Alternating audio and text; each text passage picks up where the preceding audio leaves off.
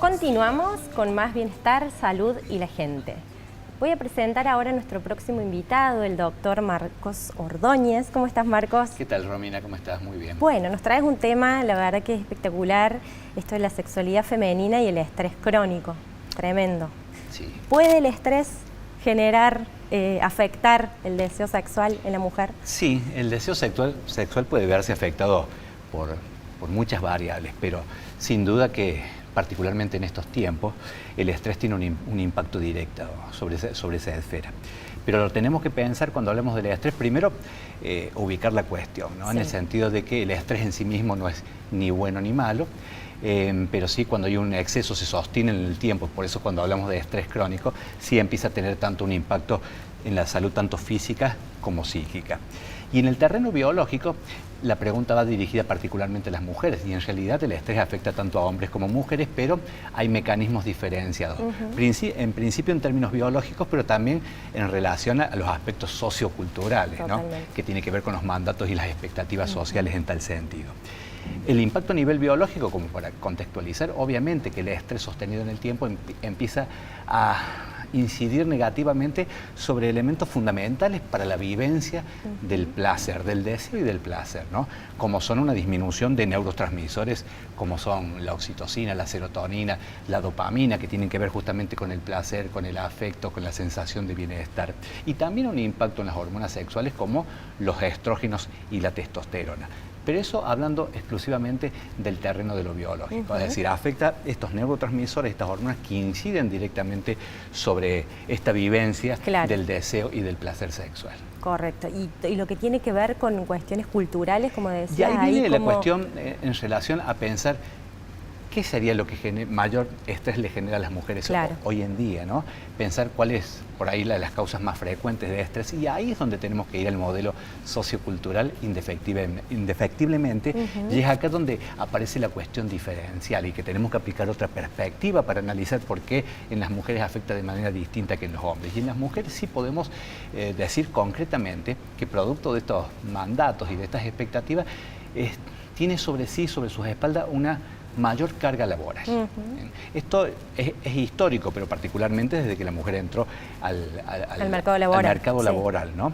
Pero sabemos que entró al mercado laboral sin que haya habido una transición con respecto a los espacios domésticos, y por esta cuestión de mandatos culturales a la mujer se le sigue atribuyendo como propio de ella o naturalmente de ella que se tiene que hacer cargo de los aspectos domésticos, afectivos y de cuidados en el hogar, lo que implica una sobrecarga, porque en un momento como hoy, donde en una familia la pareja en general ambos salen a trabajar, lo cierto es que al regreso generalmente todas estas tareas siguen recayendo desigualmente sobre la mujer. Por lo tanto, se ve sobrecargada, lo cual implica un estrés. Además de la sobrecarga per se de todas estas necesidades que debe cubrir, hay una cuestión también instalada psicológicamente de la obligatoriedad de responder a esto, ¿no? Por lo tanto, también se vive, hay una sobrecarga, hay una culpa de no poder cumplir con eso, lo cual incide directamente sobre la sensación de bienestar, sobre la salud, no solamente en la esfera sexual, porque esto estalla en los consultorios de múltiples maneras: gastritis, colon irritable, exacerbación de alergias, dolores articulares y musculares. Claro, eso te iba a decir, que no es solo la cuestión sexual, sino también esto del placer, de ir con amigas, que esta distribución desigual, esto que llamamos la división sexual del trabajo, de que se le atribuyen a las mujeres tareas que supuestamente por naturaleza le corresponden, lo que hace es limitar el tiempo en todos los sentidos. Es decir, no solamente esta mujer va a estar sobrecargada, el estrés de la sobrecarga, sino que va a descansar menos. Pero además va a tener menos posibilidades de descanso y de vivir momentos de placer. Ni que hablar para el terreno de la sexualidad, donde necesitamos la tranquilidad del espacio, los momentos y el estado ideal para que este deseo pueda surgir espontáneamente, ¿no? Y también menos posibilidades de desarrollo también, ¿no? Digo, al tener menos tiempo, si estudia, trabaja en el ámbito que esté la mujer, implica limitaciones. Todo esto genera un combo que genera estrés, malestar, sobre todo con esta cuestión de la no realización, de mirar tu rutina cotidiana y no sentirte feliz con lo que haces producto de esta sobrecarga. Y lógicamente se traduce en el espacio vincular, ¿no? Donde obviamente cuesta bastante generar los momentos como para que se pueda dar ese encuentro entre dos personas mediado por el deseo y que obviamente lleve a la vivencia del placer. Claro. ¿Y hay algún tipo de terapia o algo donde para abordar esta problemática? Es la pregunta más difícil de responder, sí, claro. Porque como acabo de mencionar, hay un conjunto de variables que están participando en esta situación. Podemos hablar desde lo biológico, obviamente desde la medicina vamos dando en primera instancia la respuesta a cada uno de los cuadros que aparecen, ¿no es cierto? Y está bien, pero no estamos yendo a la cuestión de fondo, ¿no? Que muchas veces tiene que ver con todo esto que mencioné. Sí. ¿La psicoterapia ayuda? Obviamente que sí, pero a veces también el tiempo... No tenés tiempo. No tenés tiempo ni para ir claro. al psicólogo y termina siendo un estrés más tener que ir también a la psicoterapia. Pero obviamente, y aparte no todas las mujeres tienen la posibilidad o la disponibilidad económica de poder hacer terapia, pero sería también un apoyo sumamente importante. Después, cuestiones del estilo de vida que son importantes garantizar. En primer lugar, el sueño, descansar bien, ¿no? Tener actividad física, alimentarse bien, como los 3 pilares básicos para cualquier tipo de cuadro. Pero lo más complejo, y es aquí donde me parece que donde tenemos que parar la pelota y repensar la manera en que nos vinculamos y cómo se da esta distribución, sobre todo en el terreno de pareja o intrafamiliar, ¿no? La distribución de las tareas en el hogar. Esto que sigue siendo al día de hoy, a pesar de los avances, un lugar de muchísima desigualdad y un reparto injusto que cae negativamente sobre la mujer. En primer lugar, la reflexión propia, ¿no?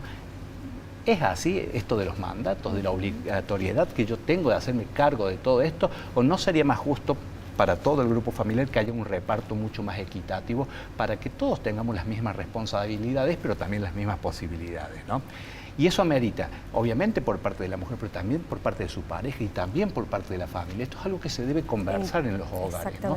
Y generar nuevas pautas, ¿no? A partir de nada más ni nada menos de generar vínculos más igualitarios y que las relaciones sean equilibradas y equitativas en un hogar, sobre todo la distribución de la tarea, que sigue siendo un espacio al día de hoy, y eso lo seguimos viendo en los consultorios, de mucha desigualdad. Claro, ahí está la encuesta del uso del tiempo, que justamente marca las horas, la cantidad de horas que la mujer dedica a las tareas del hogar versus la cantidad que el varón dedica. Y que tiene que ver con el mismo modelo, Romina, porque a nosotros, así como la mujer desde que tiene uso de razón, le dice la sociedad y la cultura, estas tareas te corresponden, ¿no? Lo vemos en los juegos, ¿no? Sí. Cositas domésticas, cuidado de niños, los domésticos. El mensaje para los varones, cuestión a pensar socialmente, es nada de eso te corresponde. Desde muy chiquitos lo vemos como ajeno porque no entra en nuestro universo lúdico, ¿no? Por lo tanto, hay que repensar todos esos modelos que se basan en una injusticia y tal vez en una lógica de otro tiempo. Claro, que ya han cambiado, hoy la mujer está inserta en el mercado laboral y es importante que empecemos a replantearlo. Y los varones en particular, salir de ese lugar de pensar que esas tareas les corresponden a ustedes. Están resueltas, y que cuando nosotros participamos lo hacemos como una concesión. Él te ayuda. Eso te iba a preguntar, porque muchas veces pasa que lo hablamos por ahí con amigas y demás, que quizás la tarea en sí no la hacemos, pero sí la pensamos. Exactamente. Entonces es como si la hiciésemos, digamos, porque es lo mismo. Eso es algo que además está estudiado. Es el tiempo mental, ¿no? El tiempo mental que además demanda, entre otras cosas, esto del tener que hacerlo y que se haga bien, sino que además la sobrecarga de estar pendiente de un montón de cosas que por ahí no se tienen en cuenta. Cuando ir al médico, las vacunas, el tema del colegio, las notas, los exámenes, de un montón de cuestiones que generalmente nosotros los varones lo delegamos. Claro. ¿no? Como que no nos corresponde. Eso es lo que tenemos que repensar en términos sociales si queremos vínculos más saludables, más justos y que no haya esta desigualdad hacia el interior, nada más ni nada menos que de nuestro hogar con nuestros seres queridos, ¿no? Que podamos recuperar la sensibilidad de ver que hay ahí una injusticia y que me parece tiempo de que empecemos a equilibrar de otra manera. De otra manera. Y esto sin duda afecta el estrés directamente y esto, como decías, a físico puntualmente. Esto genera esta sobrecarga que se vive como un estrés, esta activación permanente de ciertos sistema simpático, estar siempre preparado como para la lucha y la huida, como decimos desde la medicina y la psicología, para resolver todo lo cotidiano, ¿no? Que tengo que salir del trabajo, que tengo que ir a buscar los chicos, que tengo que cocinar, que tengo que planchar. Y el deseo, ¿dónde queda? Relegado. Sí, al último lugar. Y ese es el impacto que tiene después. Hoy también leí una nota que decía, cuando me relajo me enfermo. Claro. Es como que uno siempre está tan... Es que muchas veces cuando uno se relaja hasta le da la posibilidad al cuerpo, porque el estrés nos tiene permanentemente activados para poder dar una respuesta, ¿no? Un mecanismo muy eficiente, pero que es eficiente para un momento agudo. Cuando esto se sostiene arriba, nos termina enfermando. Y a veces cuando estamos arriba con el estrés, no nos enfermamos, pero apenas tenemos un momento donde se alivianan las cosas, el cuerpo se toma el tiempo y la posibilidad, en un ejercicio saludable, de decir, no puedo soportar este ritmo de vida, ¿no? Porque esas señales del cuerpo son inequívocas. Totalmente. Y Doc, para ir cerrando, pero te pregunto, ¿en tu consultorio van parejas o es generalmente la mujer, que esta es otra cuestión de género también, quien consulta? Absolutamente, sigue siendo mayoritariamente femenina la consulta, ¿no? El varón sigue siendo producto de este mismo modelo, ¿no?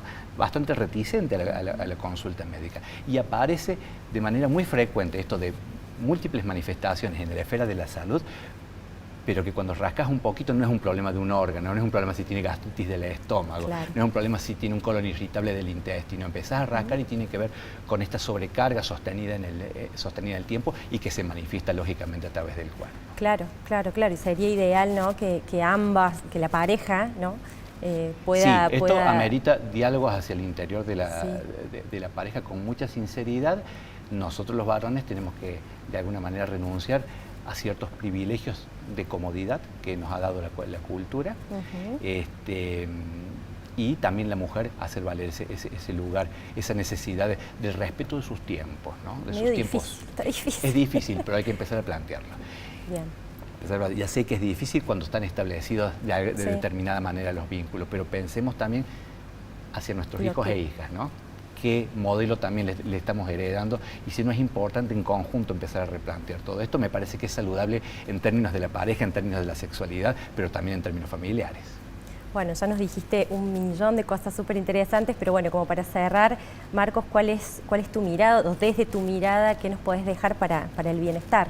Bien, para el bienestar, y me voy a dirigir puntualmente a la temática con la que estamos, ¿no? A mí me parece que la salud sexual, el deseo y el placer sexual es una variable sumamente importante de la salud humana, ¿no? No es una cuestión menor ni secundaria, sino central. Muchas veces, producto de las urgencias cotidianas, las necesidades y demás, empezamos a relegar, a darle cada vez más espacio. Y tiene también su impacto en la sensación de bienestar que yo tengo de la vida, ¿no? Entonces, me parece que es importante recuperar esos espacios, y que la sexualidad, la vivencia del placer es sumamente importante para nosotros. Por lo tanto, tenemos que darle lugar y espacios en nuestra vida, y para eso tenemos que generar las condiciones, porque no es una cuestión mecánica, ¿no? Es vamos y lo hagamos, ¿no? Tiene que ver con determinados momentos, de condiciones que hay que generar esos espacios, pero para generar esos espacios tenemos que estar descansados y al menos por un rato despreocupados y desconectados de una realidad que a veces nos atropella. Totalmente. Bueno, Doc, muchísimas gracias. Por favor. Gracias por venir. No, gracias a ustedes.